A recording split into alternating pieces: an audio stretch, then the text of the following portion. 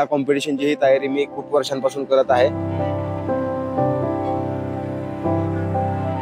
Unfortunately मला दोन्ही हातांना गमवावं लागलं.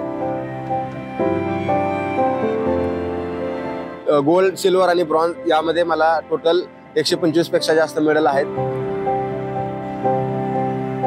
अगेन आपल्या इंडियाला मला प्राऊड करायचं आहे बस.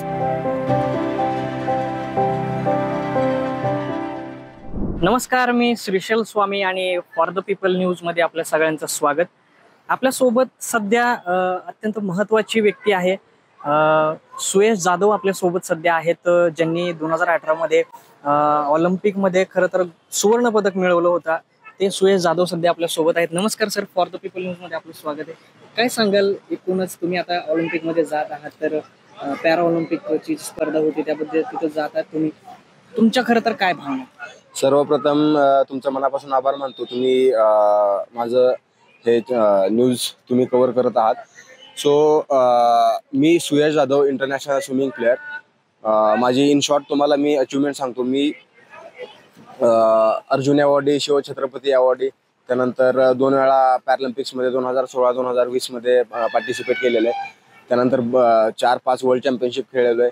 आणि 2018च्या एशियन पॅरा गेम्स जे इंडोनेशियात झालेले आहेत त्याच्यामध्ये मला 1 गोल्ड मेडल आणि 2 ब्रॉन्झ मेडल. त्याचबरोबर 2022-23 मध्ये जे चायनामध्ये हॉंगझोला जे एशियन गेम्स झाल्या, एशियन पॅरा गेम्स, त्याच्यामध्येही मला ब्रॉन्झ मेडल आहे.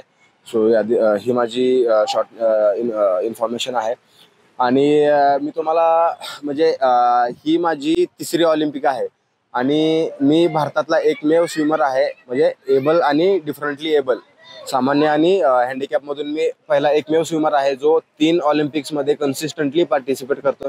सो ऑब्वियसली ही खूप मोठी माझ्यासाठी अभिमानाची गोष्ट आहे. सो मला खूप प्राऊड फील होत आहे आणि मी खूप उत्सुक आहे, मी खूप एक्साइटेड आहे कॉम्पिटिशनमध्ये जाण्यासाठी, परफॉर्मन्स करण्यासाठी. सो या. भारत दुनिया का सबसे बड़ा लोकतंत्र और एनएलसी भारत देश का सबसे बड़ा गैर राजनीतिक मंच.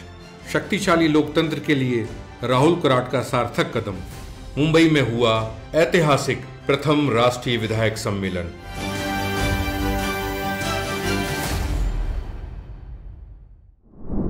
सर, आता तुम्ही या ऑलिम्पिक मध्ये जात आहात, तर या ऑलिम्पिक साठीची तुमची जी तयारी आहे, तर ती तयारी तुम्ही कशा प्रकारे करतात? येस, ऑलिम्पिकची तयारी म्हणजे आपण काय 1 महिना, 2 महिने किंवा 3 महिने आधी करू शकत नाही. सो वर्षानुवर्ष मी या कॉम्पिटिशनची अशा लाईक एशियन गेम्स, ऑलिम्पिक किंवा मोठ्या ज्या वर्ल्ड चॅम्पियनशिप, कॉमनवेल्थ अशा ज्या गेम्स होतात, सो त्याची तयारी आपल्याला वर्षानुवर्षे करावी लागते.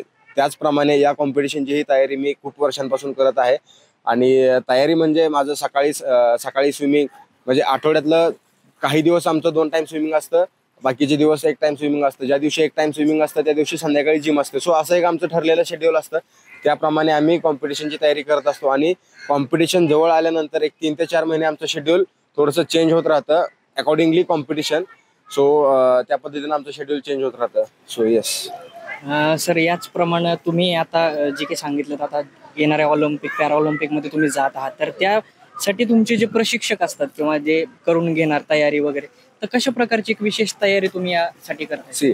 2022, 23 आणि 24 असे टोटल 3 वर्ष झाले. मी माझे पर्सनल कोच आहेत बेंगलोरचे, राजीव सर म्हणून. सो मी त्यांच्याकडे ट्रेनिंग करत आहे. पण तत्पूर्वी या कॉम्पिटिशनच्या प्रिपरेशनसाठी, पॅरिस पॅरालिम्पिकच्या प्रिपरेशनसाठी मी 3 महिने साऊथ आफ्रिका, केपटाऊन येथे 3 महिने ट्रेनिंगला होतो. सो यस, हे माझे कोचिंग बॅकग्राऊंड आहे आताच्या कॉम्पिटिशनचा. सर, खरं तर तुमचा जो या आधीचा प्रवास आहे, जीवन प्रवास आहे, खरं तर खूप रहस्यमय आहे असं आम्ही ऐकलंय, तर त्याबद्दल काय सांगाल? तुम्ही बघू शकता मला दोन्ही हात नाहीत. सो इन शॉर्टली मी तुम्हाला सांगेल की 2004 मध्ये जेव्हा मी 11 वर्षांचा होतो तेव्हा माझ्या दोन्ही हातांना करंट बसला. माझ्या एका भावाचं एका स्कूलमध्ये लग्न होतं आणि स्कूलच्या वरून इलेक्ट्रिक लाईन गेली होती आणि आम्ही लोखंडी गज घेऊन खेळत होतो. ते गज तारेला चिटकले आणि अनफॉर्च्युनेटली मला दोन्ही हातांना गमवावं लागलं. पण तत्पूर्वी मी एक सांगेल, माझे पप्पा नॅशनल स्विमर होते. काही कारणानिमित्त ते नॅशनलला खेळू शकले नाहीत, म्हणून त्यांचं जे पूर्ण स्वप्न होतं ते मी पूर्ण करावं म्हणून त्यांनी मला वयाच्या 3ऱ्या 4थ्या वर्षी अगदी लहान असताना विहिरीमध्ये स्विमिंग शिकवलं. पण मग काही वर्षानंतर जसं मी आता सांगितलं, माझ्या हाताना करंट बसला. माझ्या पप्पांचं, माझ्या फॅमिलीचं, माझ्याबद्दल जे स्वप्न होतं, जे आशा होत्या, त्या पूर्ण धुळीस मिळाल्या असं त्यांना वाटायला लागलं. त्याच्यानंतर करंट लागला 2004 मध्ये. 2-3 वर्ष आमचे असेच वाया गेले. त्यानंतर पप्पांना समजलं पॅरा स्विमिंग कॉम्पिटिशन होतात हँडिकॅपच्या.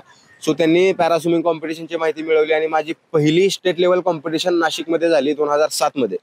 सो तेव्हापासून माझी स्विमिंग करिअरला सुरुवात झाली आणि 2007 पासून ते आतापर्यंत मी बरेच स्टेट, नॅशनल, इंटरनॅशनल कॉम्पिटिशन खेळलेलो आहे आणि त्याच्यामध्ये मला स्टेट, नॅशनल, इंटरनॅशनल लेवलमध्ये सुवर्णपदक, गोल्ड, सिल्वर आणि ब्रॉन्झ यामध्ये मला टोटल 125 पेक्षा जास्त मेडल आहेत. सो ही तेव्हापासूनची ते आतापर्यंत माझी ही अचिव्हमेंट आहे. सर, तुम्हाला ज्या वेळेला अर्जुन पुरस्कार सन्मानित करण्यासाठी जी घोषणा झाली किंवा तुमच्यापर्यंत ती माहिती आली, त्यावेळेसचा तुमचा अनुभव नेमका कसा होता? काय भावना होत्या तुमच्या त्यावेळेस? प्रत्येकाचं स्वप्न असतं. आता तुम्ही सपोज अभ्यास करताय, तर अभ्यास करून तुम्ही जॉब मिळवाल किंवा बऱ्याच गोष्टी तुम्ही साध्य करताल जे तुमचं टार्गेट आहे. पण त्यानंतरही तुम्हाला वाटतं की बाबा मला जॉब भेटलेला आहे, सगळ्या गोष्टी झालेल्या आहेत. पण एज्युकेशनमध्ये जसं PhD, नेट सेट किंवा जे हायर लेवलचं जे असतं ते तुमचं टार्गेट असतं. त्याचप्रमाणे मी कॉम्पिटिशन खेळतोय, मेडल जिंकतोय, जॉब लागलेला आहे. पण ॲट लास्ट माझं एक टार्गेट होतं की बाबा आपल्या इंडियातला जो सर्वात मोठा समजला जाणाऱ्यांपैकी एक अर्जुन अवॉर्ड आहे, तो अवॉर्ड मला मिळावा. एक माझं स्वप्न होतं, एक माझं ध्येय होतं. आणि मला जेव्हा समजलं की बाबा माझं नाव अर्जुन अवॉर्डसाठी नॉमिनेट झालेलं आहे आणि मला अर्जुन अवॉर्ड मिळणार आहे, जेव्हा ते डिक्लेअर झालं, तेव्हा खरंच मी जे काही केलेलं आहे ते त्याचं फळ मला भेटलं आणि मी म्हणजे शब्दात व्यक्त करू शकत नाही, एवढा मला आनंद झाला होता आणि स्वतःबद्दल स्वाभिमान एवढा वाटत होता की आपण जे केलेलं आहे त्याचं फळ आपल्याला भेटलेलं आहे. सो खरंच मी खूप हॅपी होतो, खूप खुश होतो त्यावेळेस. आता तुम्ही या ऑलिम्पिकसाठी, पॅराऑलिम्पिकसाठी तुम्ही जाताय 2024 साठी, तर तुम्ही म्हणजे तुमच्या मनात सध्या काय भावना आहेत की या ऑलिम्पिकमध्ये चाललाय, तर काय वाटतं पहिल्या ऑलिम्पिकचा आणि आत्ताच्या ऑलिम्पिकमध्ये तुमच्या नेमकं भावना काय? ऑब्व्हियसली 2016 मध्ये माझं वय 22-23 होतं आणि हे माझं तिसरं ऑलिम्पिक आहे. आता माझं वय 31-32 आहे. सो त्या वयापासून ते आतापर्यंत बऱ्याच खूप साऱ्या गोष्टी ज्या आहेत ते मी शिकलेलो आहे. नवीन लर्निंग्स आहेत, नवीन गोष्टी एक्सपिरियन्स करायला भेटलेल्या आहेत. सो ऑब्व्हियसली तेव्हाचा जो परफॉर्मन्स होता त्यापेक्षाही खूप चांगला परफॉर्मन्स आता देईल. ऑब्व्हियसली मेडल तर टार्गेट आहेच, पण आपण असं म्हणतो की बाबा सगळ्या गोष्टी मेडलमध्येच गणल्या जात नाहीत. तर माझं ऑब्व्हियसली मेडल टार्गेट आहे, त्याचबरोबर मी माझा पर्सनल बेस्ट जो परफॉर्मन्स आहे तो मला तिथे द्यायचा आहे आणि अगेन आपल्या इंडियाला मला प्राऊड करायचं आहे. बस ते माझं स्वप्न आहे. नक्कीच अशा प्रकारची भावना सध्या सुयश जाधव यांच्या मनामध्ये आहे किंवा ते किंबहुना त्यांनी त्या पद्धतीनं जे प्रयत्न आहेत ते खरं तर आता करत आहेत.